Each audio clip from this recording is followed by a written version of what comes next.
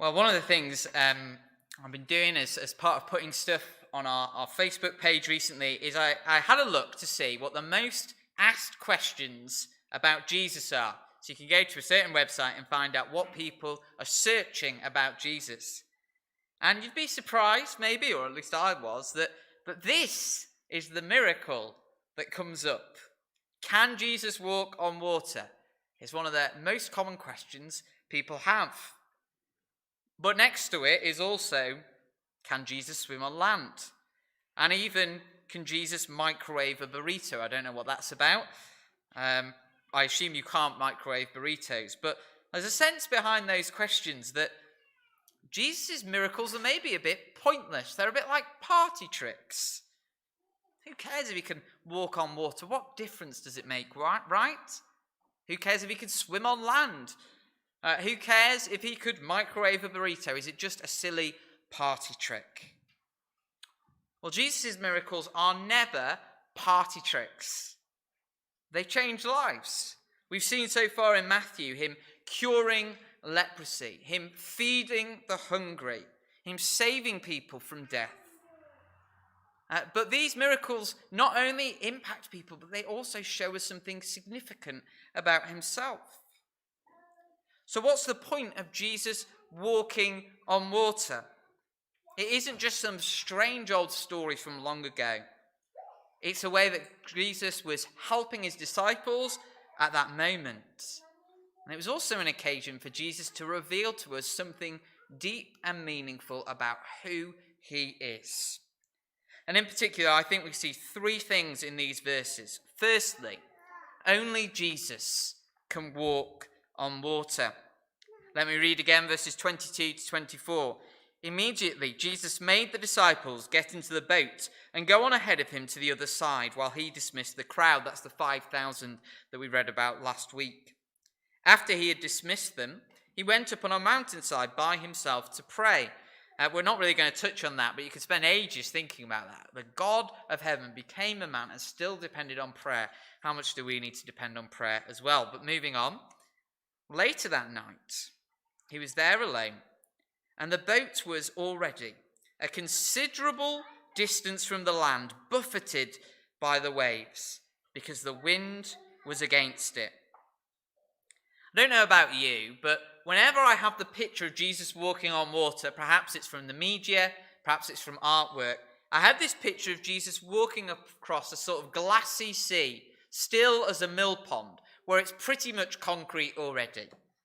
But no, this is waves going up and down.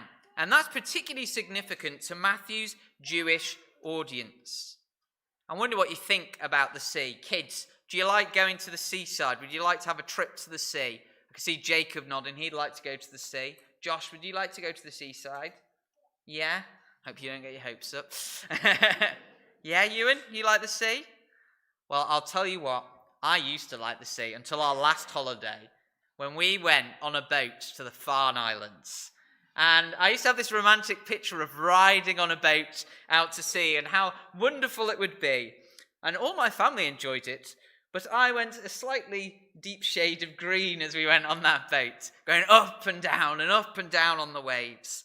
And so you couldn't pay me to go on that boat again. It was horrible. I couldn't wait to get off. And in many ways, generally, that was the Jewish attitude to the sea. Even though Jesus' disciples obviously were familiar with going on the Sea of Galilee, Jews in general did not like the sea. As British people, we like the sea, don't we? We often go to the sea for our holidays. I had a friend from Korea who'd never been to the seaside in his life because they just didn't do boats. And Jews were the same. They saw the sea not just as something that was unpleasant, but as something that was symbolic of evil, of chaos. It was something that could not be tamed by human beings. And that makes sense, doesn't it? Because it's the same today. Think of that tsunami that happened a few years ago. Or think of hurricanes and storms. We seem to have had a lot of storms in recent years. They cannot be tamed. We have all this technology, but the sea defeats us still. And yet, whilst there's this whole nation and really the whole of humanity cannot tame the sea. Here we see one who does. Verse 25, shortly before dawn, Jesus went out to them walking on the lake. When the disciples saw him walking on the lake, they were terrified. "It's a ghost," they said, and cried out in fear.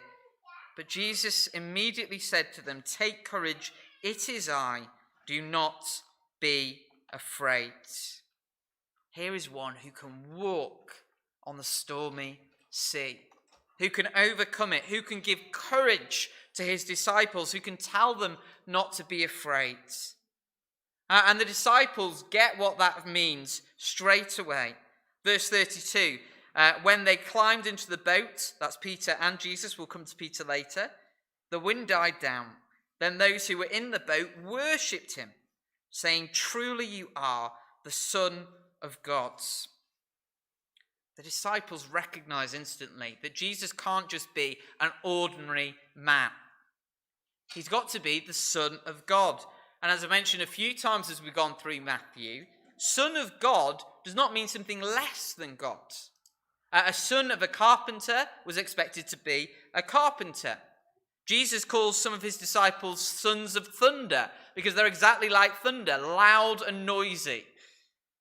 And when Jesus is said to be the Son of God, he's being explained to be exactly like him. You must be God.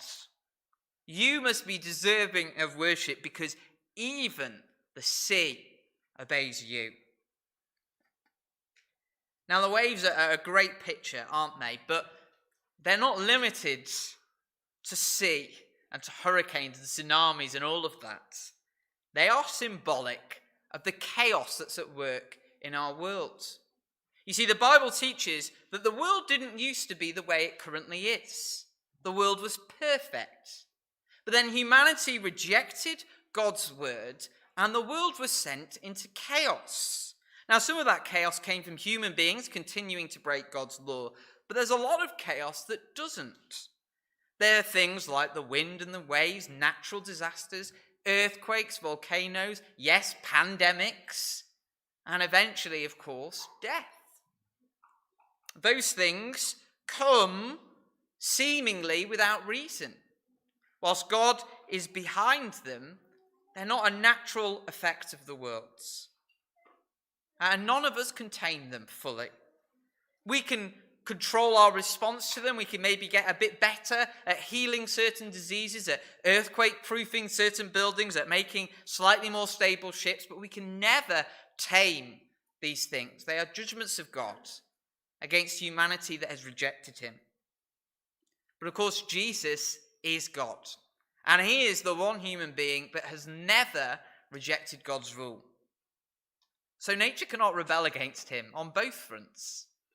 He is completely in control.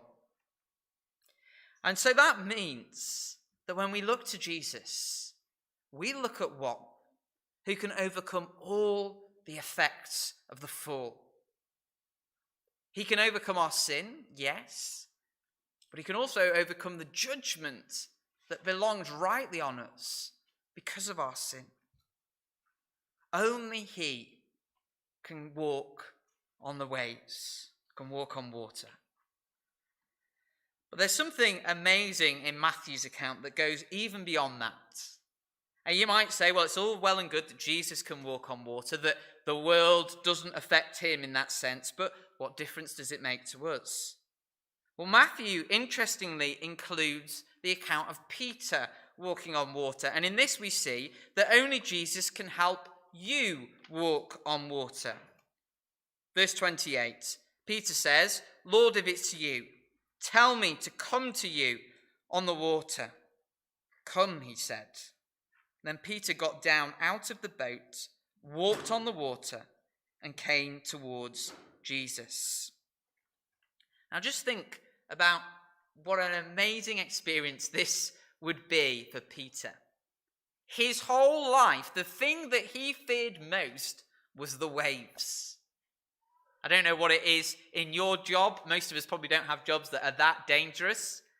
But there might be some aspects that we worry about, that we're concerned about. For Peter, it was the waves. He would have seen many fishermen caught in a storm, swept away with no hope. And he knew that there was always that chance. He'd always have to be careful.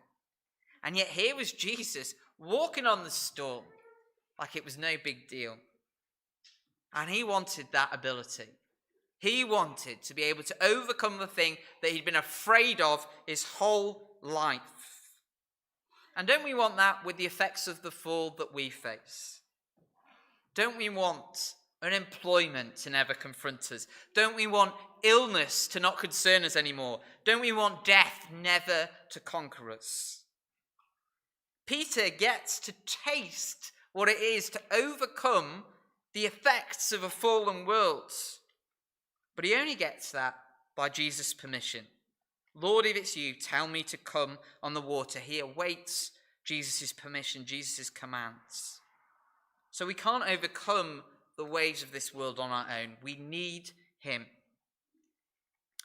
Now, I want to make clear that the Bible never teaches that Christians are free from pain in this life, that we just get to walk through coronavirus, that we just get to walk through earthquakes and natural disasters. If you spoke to the people around you, you'd see that. You'd see people that are grieving the death of loved ones. You'd see people who have suffered from ill health. There will be a day, though, when Jesus returns, and as we read at the start, he will wipe every tear from our eye. That doesn't just mean the sadness, it means that he's going to get rid of everything that causes tears. There will be no natural disasters. We're told in Revelation that there won't be a sea anymore, whether that's symbolic or just easing the anti-sea Jewish people. It doesn't matter. There'll be no more death anymore. There'll be no pandemics, no illness, no suffering, nothing whatsoever. Now, we can't get to that world where the waves are calmed on our own. We can only get there with Jesus, who has the power to still the storm. Well, that's very good for the future, but what difference does that make for us now? Well, I think that knowing that's coming helps us walk through those things now. Imagine a little boy goes to school and a bully starts to take him on, and he's getting a bit worried to go to school, but his older brother, who's in year 6 and is part of Sandbach Rugby Club, says, if he picks on you again, come and tell me. Isn't that boy going to feel a little bit more confident when the bully turns up? Because he's got a stronger brother at his side. He knows that if that bully tries to take him on, he's going to live to regret it. Well, it's a bit like that for us. We can see the pains of this world, and I don't want to minimize the effect that they have. But we know ultimately they can never sweep us away. We can never ultimately be destroyed. One day, whatever is the sharpest worry in your life, it will be overcome. Jesus will still that storm with a word. And knowing that enables us to walk through those storms a little further. We need to put our problems in an eternal perspective. I'm out of cash now, but one day I will be rich in heaven. I'm suffering now, but one day I will never suffer again. I'm alone now, but I'm his for all eternity. Now, I don't want to say that in a glib way, but what we need to see is that the more of Jesus' power over these things we see, the more we sense the ultimate goal of all creation, the more we can go through those trials. Yet, of course, Peter doesn't just skip around the waves for the next hour. Very quickly, he starts to sink. And we see in this, the final point from this passage, that only Jesus is worthy of your faith. We're told this, verse 30, but when he, that's Peter, saw the wind, he was afraid and began to sink. He was afraid and beginning to sink, cried out, Lord, save me.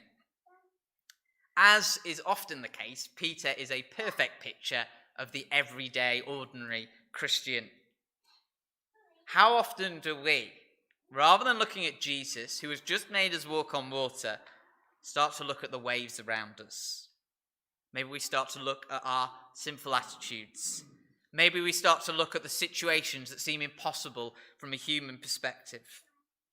And they don't even need to be lies, by the way. They were real waves that Peter was worried about. And there will be real waves that you are worried about as you come in this morning. Peter's problem was that he hadn't looked at Jesus. Verse 31. Immediately Jesus reached out his hand and caught him. "You of little faith," he said, "why did you doubt?" Peter's problem was that he didn't have faith in Jesus. He took his eyes off the one who could save him. His gaze turned to the problems, not the one who could solve them. Now, if you're looking into Christianity, perhaps for the first time, often that comes about maybe when you've had some struggles in your life. And you start to think, maybe Jesus could be a solution to those things. And that's quite common and quite normal. But in a sense, we need to lift our gaze a little higher. We're just looking at the waves. This passage tells you to look at Jesus. See if he is real. See what kind of person he is. See what impact he will have on your life. Examine the truth about him. And when that happens, maybe you'll be able to approach those problems you have, but perhaps you'll be approaching them in a different way than you ever imagined. And ultimately, we need to look where that storm starts. As I said at the start, the world wasn't created with storms. The storms are a result of human rejection by God. Not on a case-by-case basis, so it's not the case if you've got cancer, you're a particularly bad person, or if you have got coronavirus, you're a particularly bad person. Not that at all, but these things come into our world because of the general rejection humanity has given. Now, if that's the case, the place we need to start is with our rejection of God, with our sin. To come to Jesus, you first need to accept that you are like Peter. You have little faith. You've refused to believe Jesus. You've refused to obey his laws for the world. You've refused to acknowledge him as king. The storms are deserved. But once you've recognized that, if you trust Jesus, if you cry out to him, "Lord, save me," he will pick you out of those waves. He will rescue you. Look at what he did on the cross. He took the judgment you deserved so that you could be forgiven. He rose from the dead to show you that if you have faith in him, no enemy will ultimately have the victory over you. He can calm the storm, but only if you trust him. Only if you cry out to him, "Lord, save me." And Christians, whilst we ultimately at one point in our lives did cry out, "Lord, save me," there's a lot of little moments where we, like Peter, need to say that again. I don't know about you, but often my gaze is taken away from Jesus. It was on Monday when we heard all those restrictions. I started to think, blimey, what a difference this is going to make. We've just started to enjoy having people around to our house. We can't do that anymore. Is this going to have an impact on church? Is it going to have an impact on my family at large, not being able to see them? All of those things started to overwhelm me. And by God's grace, I started to think about this passage, which I was preaching the next Sunday, and I realized that I was doing exactly what Peter was, and maybe you are too this morning. Looking at the waves, looking at the judgments, looking at the challenges of this world, rather than the one who could still them and help you to walk through them. Of course, there's waves, big waves, and at the moment they're perhaps bigger than for many of us they have ever been. But is it too much for Jesus?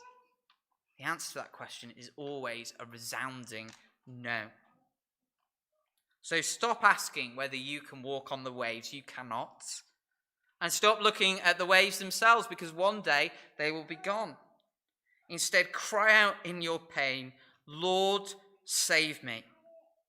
And you will find time and time again that looking at him, he will come through for you. This is a time when the trials of life seem to overwhelm us. No one is unaffected at the moment, are they? Pregnancy is harder, preschool's harder, school's harder, university's harder, getting a job is harder, parenting is harder, looking after elderly parents is harder, being elderly is harder, going through health treatment is harder, even grieving the loss of a loved one is harder. From cradle to grave, things are difficult at the moment. The waves are particularly hard. Stop looking at those waves and start looking at the Saviour.